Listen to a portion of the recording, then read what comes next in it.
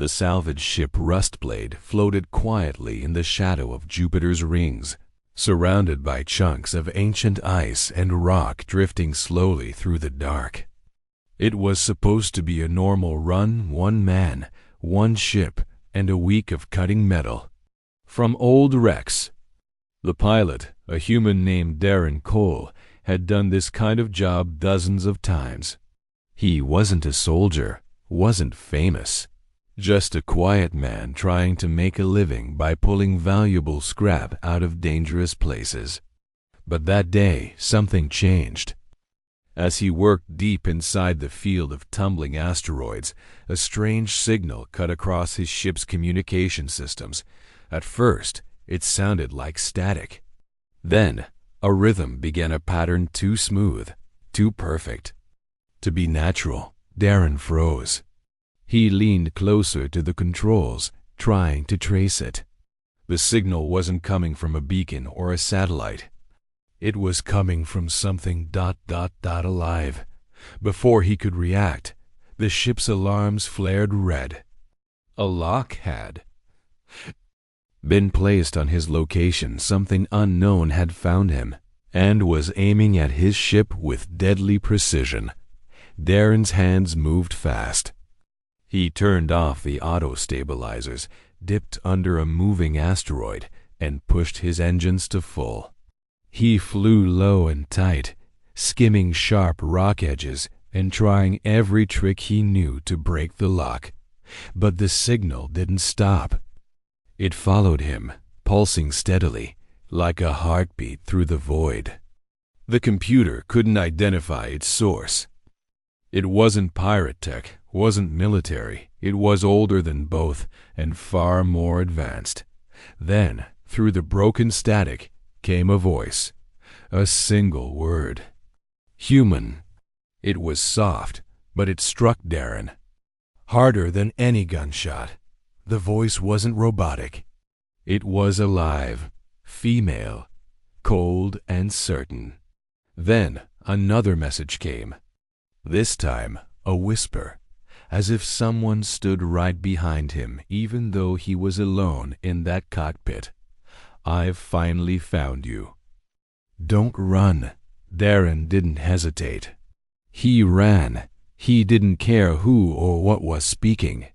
He only knew one thing: something was after him, something ancient and powerful, and it wasn't here by accident. He changed course. He dropped a fake signal buoy and blew it up to mimic a ship explosion.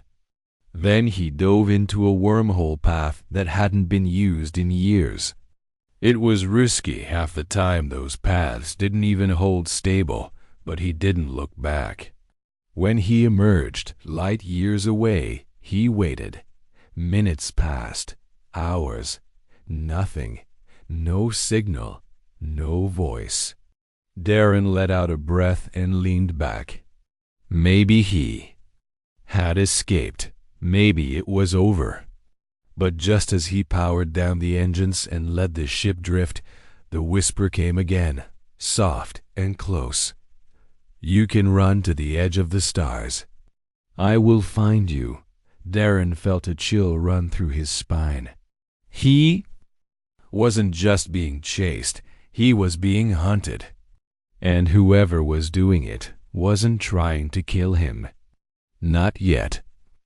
They were toying with him, watching.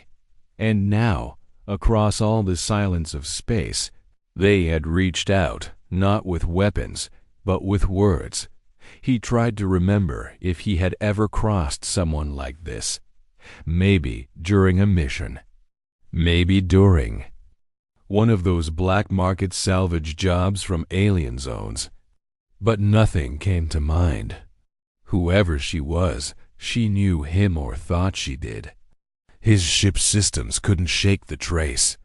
The signal was locked onto his DNA, his voice, maybe even his memories. Every corner of the galaxy he turned into, every hole he crawled through, the signal always found a way to follow. He stopped trusting star charts. He stopped sleeping. He rerouted through dead zones, bypassed colonies, and even tried to shut down the ship's power for days just to vanish. Still, the voice came, always the same, calm, knowing, close. You can't hide, human. I know your scent. I know your soul. That was when it became clear. This wasn't just some hunter or alien pirate. This was personal. She wasn't after a prize, she was after him. And she had crossed time, war, and void to find him. Darren sat alone in the cockpit, staring at the stars. His fingers hovered over the emergency signal switch, but he didn't press it. Earth Command would never believe him. They'd laugh off the whisper, call it deep space stress. And maybe he would have believed that too, if not for the black dot now following him in the distance. A ship, smooth, dark, and silent. It didn't appear on scanners. It didn't fire. It only mirrored every move he made, matching his speed, his angles, even his engine shifts. And through it all, her voice stayed close, not angry, not loud. Just steady, I found you. Darren knew then that this wasn't going to end with running. Something had locked onto him, something from far beyond the stars.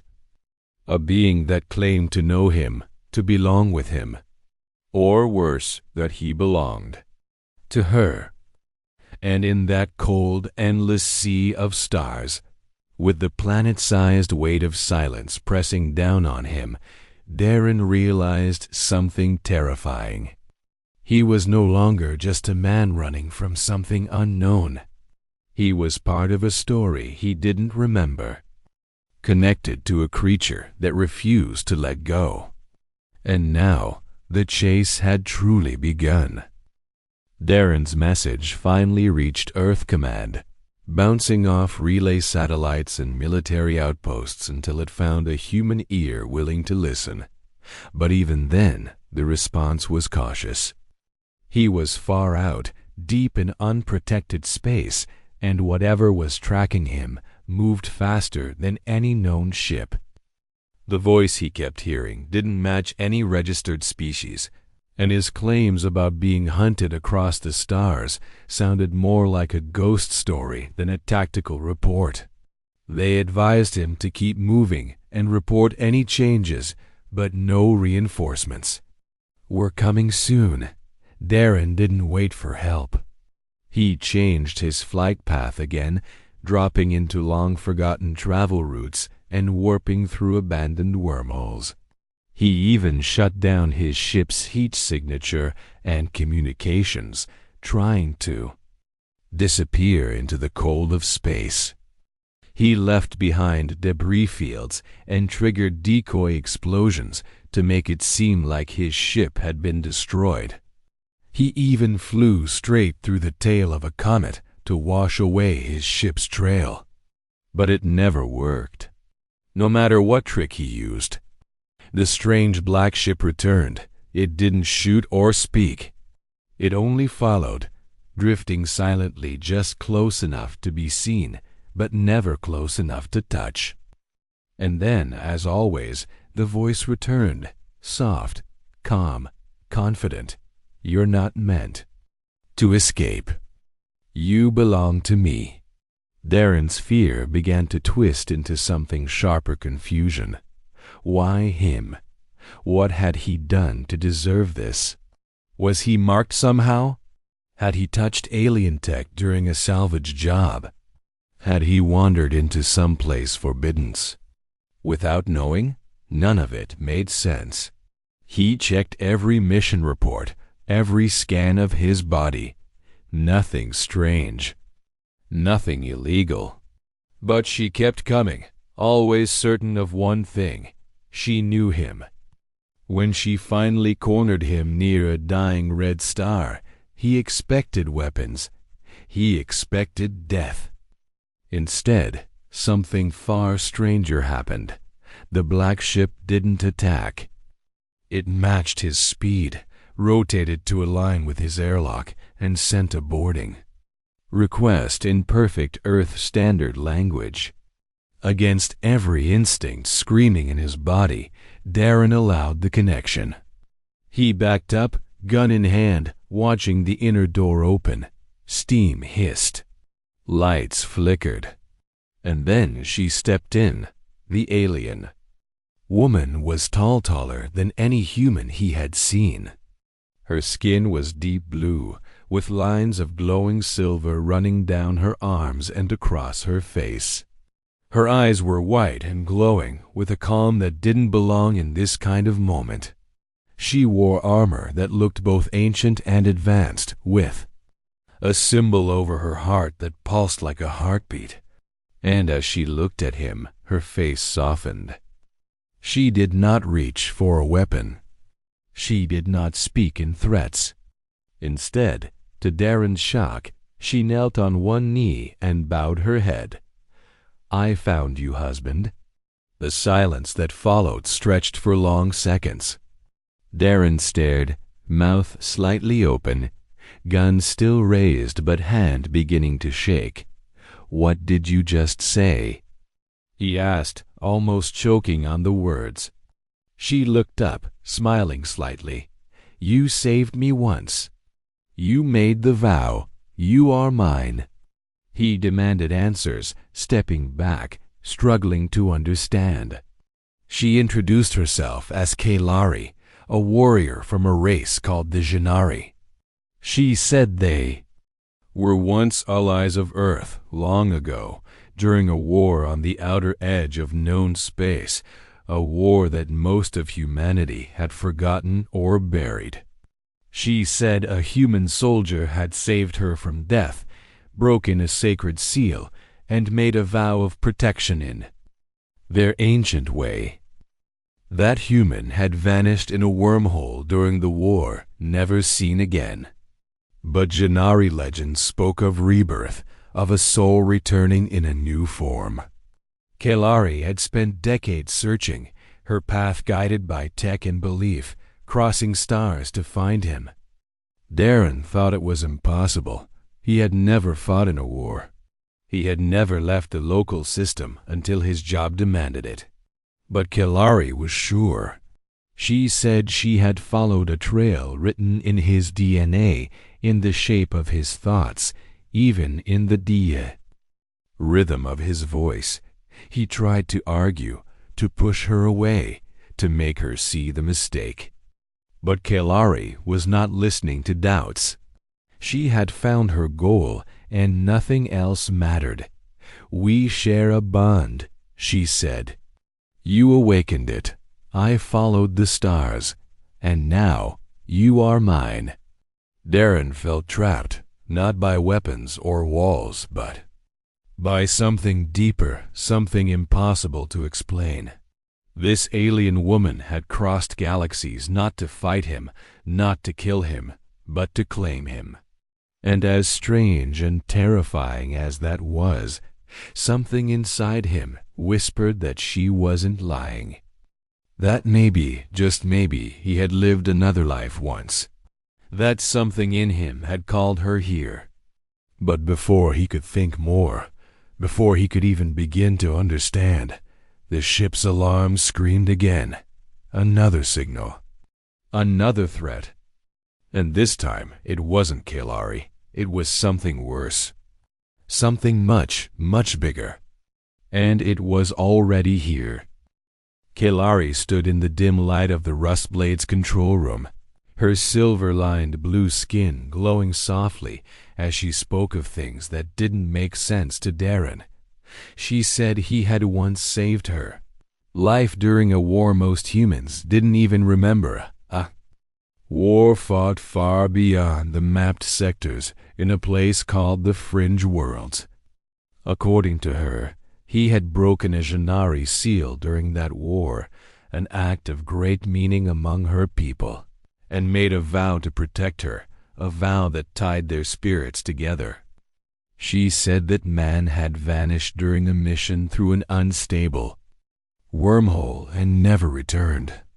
but their legend spoke of soul binding and rebirth. They believed his soul had returned in another form in him. Darren tried to interrupt, tried to explain that he had never fought in a war, had never left human space until his salvage work had taken him out there. He had no memory of any of it, no clue how he could be connected to her. But Kalari didn't seem to care about facts or logic. She was sure. She had tracked him across systems, followed signals only she could read, and now that she had found him, she wasn't going to leave. She said she had felt the moment he was reborn, and from that day on, she had searched. Her technology had guided her, but it was her heart, she claimed, that kept her going. As she stood before him, tall and calm, there was no hint of violence in her body. She wasn't here to force him into anything, but the strength in her voice told Darren that she wouldn't stop believing in the connection between them, no matter how much he denied it. She called him by a name he didn't recognize, a Janari word he couldn't even pronounce, and said it meant shield bonded.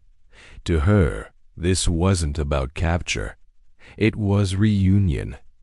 Darren felt strange hearing it all, like she was pulling him into a story that didn't belong to him, and yet something about it stirred feelings he couldn't explain. Her presence made him uneasy, not because she scared him, but because some part of him didn't want her to leave. He didn't trust that part. He thought maybe he was just tired, confused, and overwhelmed. Still, as he looked at her, something familiar flickered in his mind, like a dream forgotten too long ago. But before he could respond, before he could even form a question, the ship's warning system lit up again. This time, the threat wasn't Kalari. It was something new.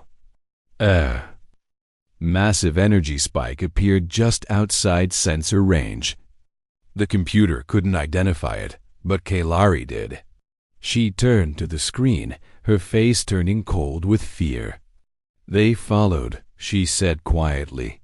"The Scourge." Her voice had none of the calm confidence from before. She spoke like someone who had seen death and was seeing it again. She explained quickly, her eyes locked on the growing signal. The Scourge were not just an enemy. They were a nightmare, machine-based force that didn't negotiate or explain. They erased. They consumed. They had attacked her world without warning, turning cities into dust and absorbing all life into their hive networks. When she fled, carrying her people's last hope, they followed her across the stars, determined to finish what they started. She had hoped they'd lost her trail, but now it was clear they hadn't. And now, because she had come to find Darren, they were coming for him too. Darren stood frozen. One moment he was running from a mysterious voice, and the next he was the center of something far larger, something that reached across star systems and ancient wars. He looked at Kalari, confused and afraid. "Why me?" he asked.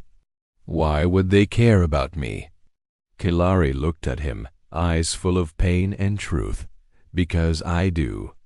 And to them, that is enough." Outside, the sensors began to scream. The Scourge fleet had arrived.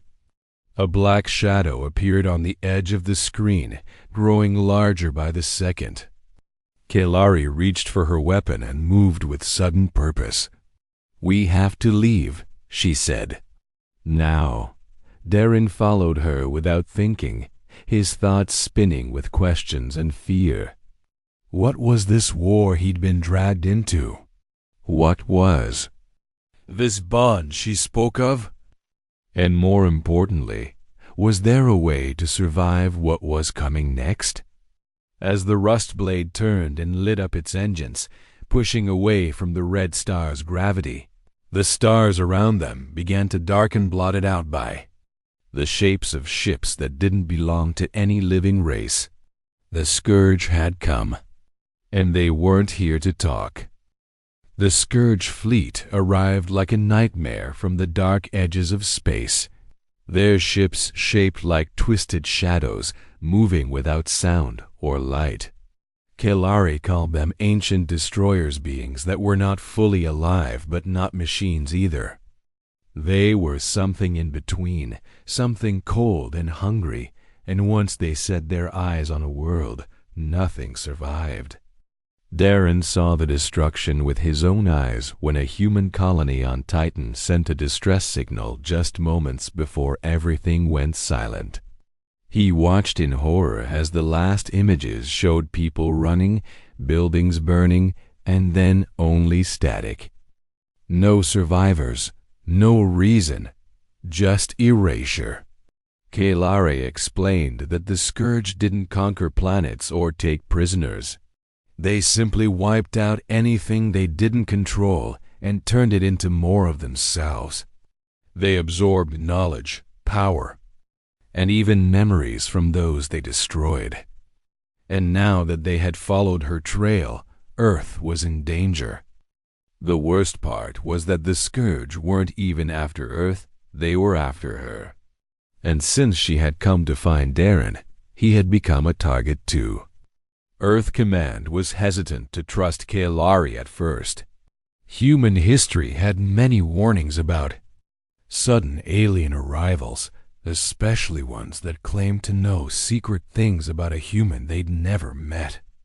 But once she showed them proof recordings of Scourge attacks, data from battles, and scans of their growing approach, there was no more doubt. The danger was real, and it was coming fast. Kelari met with human generals and scientists, offering what she knew about Scourge behavior and weapons. Her knowledge helped Earth understand what they were dealing with. The Scourge ships were faster, stronger, and more advanced than anything in human fleets. But they had patterns. They had a central core that led them all, a massive hive ship that directed their thoughts and attacks like a queen controlling a swarm. If they could destroy it, the rest would fall into confusion, maybe even shut down completely. But getting close to it would be nearly impossible. Kelari insisted there was only one way to do it: strike before the hive ship reached Mars. That was where the Scourge were headed, and if they reached the Red Planet, Earth would be next. Darren listened as plans formed, as fleets were gathered, and weapons were loaded. He still didn't know why he was involved. He wasn't a soldier. He wasn't special. But Kelari stayed close to him at all times, like a guardian, or perhaps something more. When he asked her why, she looked at him with strange sadness in her eyes and said, "You are my center, my strength. I found you not just because of a Fae vow, but because without you, I am lost."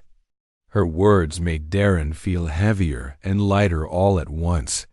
He didn't understand this connection she felt, but in her eyes he saw something real, something more than belief. She had risked everything to find him, and now she was willing to fight and die for his world. When the day of battle came, Kelari and Darren stood together on the Rustblade, which had been upgraded with both human and Janari tech. The ship was no longer a simple salvage vessel. It had become a warship, fast and sharp, with Kelari as its heart and Darren as its soul. The human fleet formed near Mars, thousands of ships ready to defend their world. They looked like a wall of light, shining against the black. Then the Scourge arrived, and the sky went dark. Their ships blotted out stars, silent and endless, moving like a tide of shadow. They didn't send a message. They didn't ask for surrender. They simply attacked. The battle began with fire and screams, with light and darkness crashing together. In every direction, human ships were torn apart like paper, their weapons barely making dents. The Scourge unleashed beams that bent gravity and drones that latched onto hulls like insects. But Earth didn't break. They kept fighting. Kelari took command of the Rustblade, guiding it through the chaos with movements that felt more like dancing than flying. Darren stayed by her side, manning weapons and power systems, listening to her instructions, and giving everything he had. She found the path to the hive ship, the core of the enemy, and they broke through, dodging wreckage and death, flying faster than anything should have flown. The closer they got, the more dangerous it became, but Kailari's calm never wavered. "We're almost there," she said, "but I cannot reach the hut alone." Darren looked at her and nodded. "Then, let's go together." And so, through a storm of metal and fire, they aimed straight for the hive. They would not let Earth fall. Not while they still breathed. Not while they still fought. And as the hive ship loomed ahead like a dark god in space, both of them knew this would be the moment that decided everything. The battle over Mars was like nothing Darren had ever seen before. Thousands of human ships faced off against the black wave of the Scourge fleet, and the space around the red planet turned into a storm of fire, light, and death. Human vessels fought bravely, launching everything they had: missiles, lasers, and plasma cannons, but the Scourge ships were fast and strange, moving like they were alive, with armor that shimmered and bent under fire but never cracked easily. The Scourge didn't fight like people or even machines. They moved as one, with no hesitation, no fear. They focused on disabling ships quickly, cutting engines, and sending boarding drones that tore through metal and flesh. Still, Earth's forces held their ground. They had nowhere else to go.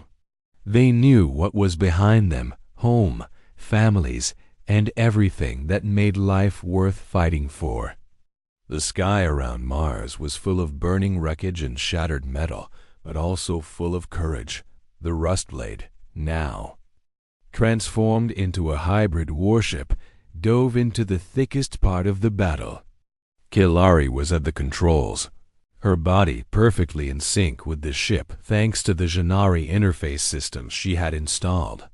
Darren sat beside her, helping manage the weapons, rerouting power, and giving commands to the small crew they had picked up before the fight. The ship was fast and sharp, cutting between explosions, slipping past enemy fire with impossible grace. Kailari's face stayed calm as she directed them, her eyes glowing as she focused on the path ahead. Her people's technology gave her more than vision, it gave her instincts. She felt where the danger was before it happened, and that's how they survived wave after wave of attacks. Darren watched her with awe, realizing more and more that she wasn't just a soldier or some stranger obsessed with a forgotten vow. She was something more. She was hope wrapped in steel dot. Their goal was clear: reach the hive ship. Kailari said that the Scourge fleet would fall into confusion if the hive was destroyed. It wasn't just a leader, it was their brain, their center. Without it, they would become blind. But the hive was guarded by the biggest ships in the Scourge fleet, long and black like ancient swords, covered in weapons that bent space around them. Darren's heart pounded as they approached. Ships exploded on either side of them, human fighters screamed across the comms, and still Kailari flew forward. Then the hive ship appeared, rising from the dark like a mountain floating in space. It was larger than anything Darren had ever seen, its surface pulsing with strange light and covered in long, glowing spines that reached out like claws. Around it swarmed dozens of Scourge defenders. They knew what the Rustblade was trying to do. Kaelari whispered, "Now," and the ship dove. Darren fired the forward cannons, blasting a path through the defenders. Kaelari moved the ship like it was an extension of her body, twisting and rolling through the storm. They were hit once, then twice, alarms ringing across the deck, sparks flying. Darren put out the fires and rerouted power, refusing to give up. "Keep going," he shouted. Kaelari didn't answer. She didn't need to. She was already locked. Onto the hive's entry point, a crack near the base, barely visible. They slid through it just as the shield closed behind them. They were inside. The heart of the enemy dot inside. The ship grew quiet. The walls of the hive ship were dark and alive, almost breathing. Strange lights pulsed like veins in a body. Darren and Kaelari left the Rustblade and moved through the passageways with a small team, carrying the only thing that could destroy the hive, a core charge powerful enough to rip apart the entire ship. As they moved deeper, the silence was broken by whispers, not from the speakers, but from the walls themselves. The Scourge were watching them, feeling them, trying to speak in a language made of fear and memory. Kaelari's hands shook slightly, but she kept going. "They remember," she said. "They're trying to break us before we reach the core." Finally, they found it, a huge chamber glowing with strange dark light. At the center was the Scourge brain, a mass of black crystal and wires, pulsing like a heart. Darren stared at it, feeling its presence in his chest, like it was trying to speak directly to him. "You do not belong," the voice said. "This bond is broken. She must be taken." It was trying to separate them, trying to pull Kaelari away from him, but he grabbed her hand, held it tight. "No," he said. "You're not taking her." Then, without fear, Darren stepped forward and planted the charge at the base of the crystal. He didn't wait for approval. He didn't hesitate. He just pressed the timer, turned, and ran. They had 90 seconds to live or die. And together, they ran back through the hive as the walls screamed and the shadows closed in behind them. The hive ship trembled as the charge's countdown reached its final seconds, its massive walls pulsing with energy and groaning like a dying beast. Darren and Kaelari sprinted through the narrow, shifting corridors, chased by dark tendrils of metal that reached from the walls like claws. The Scourge ship was alive, part machine, part something far stranger, and it knew its time was ending. The air felt heavier, colder, like the ship was pulling back all its power to protect the core, or perhaps to crush those who had dared to wound it. Kaelari staggered slightly, her breathing fast and uneven, a burn across her side from a hit taken earlier in the escape. Darren pulled her arm over his shoulders and supported her as they ran, his legs burning but his mind focused. Every door they passed closed behind them, every light flickered and died, and the walls around them cracked as the growing energy from the planted charge surged outward. Alarms on both human and alien frequencies blared inside his earpiece, warning of overload and collapse. They were almost out of time, but they reached the docking bay just as a blast behind them tore part of the corridor apart, sending shockwaves that knocked them off their feet. Darren hit the ground hard. The wind knocked from his chest, but he didn't stop. He crawled toward Kalari, who lay motionless a few feet away, her body glowing faintly from her armor's energy shield. He reached her, grabbed her shoulders, and shouted her name. Her eyes opened slowly, unfocused at first, then locked on his. "You came back," she whispered. "Always," he said. With the hive shaking violently around them, he dragged her into the escape pod and slammed the hatch closed. He launched it without waiting for systems to finish the countdown. The pod shot out like a bullet through the final layer of the hive. Just as the core reached 0 behind them, the heart of the scourge exploded in a brilliant silent blast, a wave of white light stretching out and swallowing the hive ship from the inside. The massive vessel cracked apart, its spines bending and snapping, its black surface peeling away like burning paper. The energy burst rolled through space, disabling nearby scourge ships in an instant. Without their hive to guide them, they turned chaotic, spinning out of control, crashing into each other or drifting with no direction. Across the Martian sky, human ships turned from defense to offense, pushing forward and blasting the now vulnerable enemies to pieces. The tide of war changed in seconds, all because two people had made it to the core. Inside the escape pod, Darren held Kalari in his arms, his body shaking with pain and exhaustion. She was barely conscious, blood seeping from a cut on her forehead. Her armor cracked in several places, but she was alive. He pressed his forehead to hers and whispered that they had made it. She looked up at him with tired eyes and managed a soft smile. "You chose me again," she said, her voice weak but warm. Darren didn't know why those words meant so much, but they filled his chest with something powerful.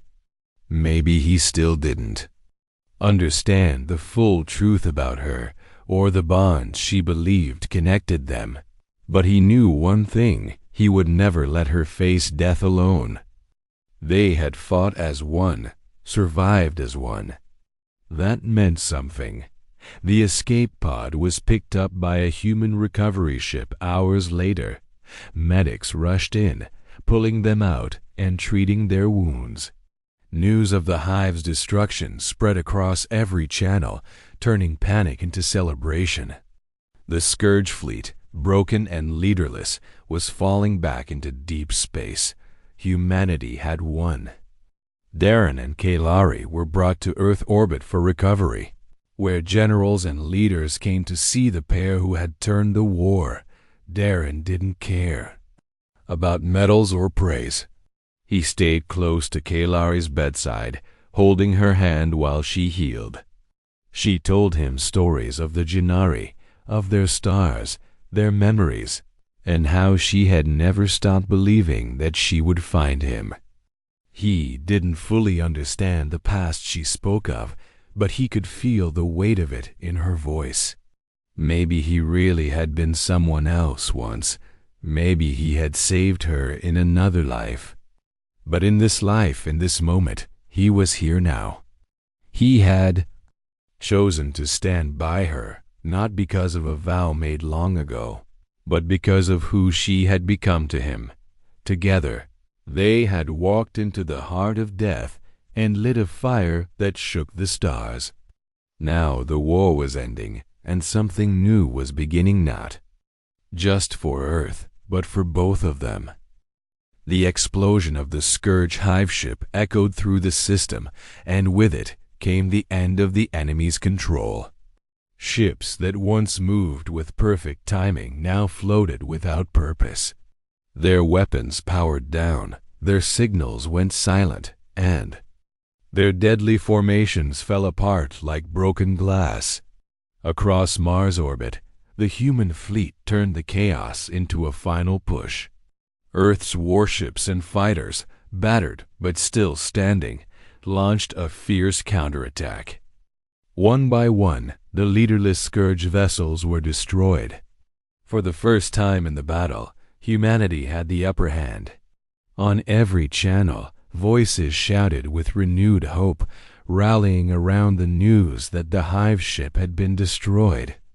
People called it a miracle, others called it impossible. But the truth was simple too. Unlikely heroes had done what no one else could.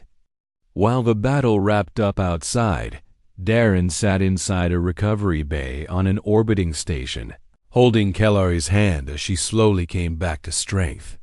Her skin had lost its glow, her breathing still shallow, and deep wounds covered her side, but she was alive. Darren hadn't left her side since they were rescued. He ignored the interviews, the medals, the praise from Earth Command. He only cared about the woman who had crossed stars and time to find him. She had called him her anchor, her bonded soul.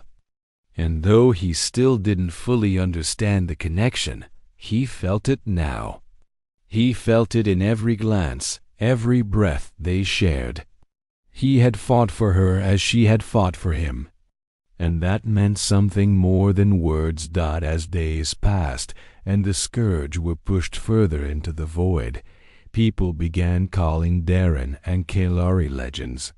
Some claimed their story had awakened old memories of the first Jannari-human alliance, a bond that had been broken long ago by time and silence. Now it seemed that bond had returned through them. Kellari, once a lone warrior, was no longer seen as a stranger. Humans and Jannari remnants, hidden on distant worlds, reached out to rebuild what was lost. Kellari stood before Earth's leaders with Darren at her side, and together they gave a promise, not of war, but of unity. She spoke of rebuilding worlds, of protecting each other, and of remembering the lessons that pain had taught them. Her voice was strong, even with scars still healing. Darren said little, but his presence beside her said everything.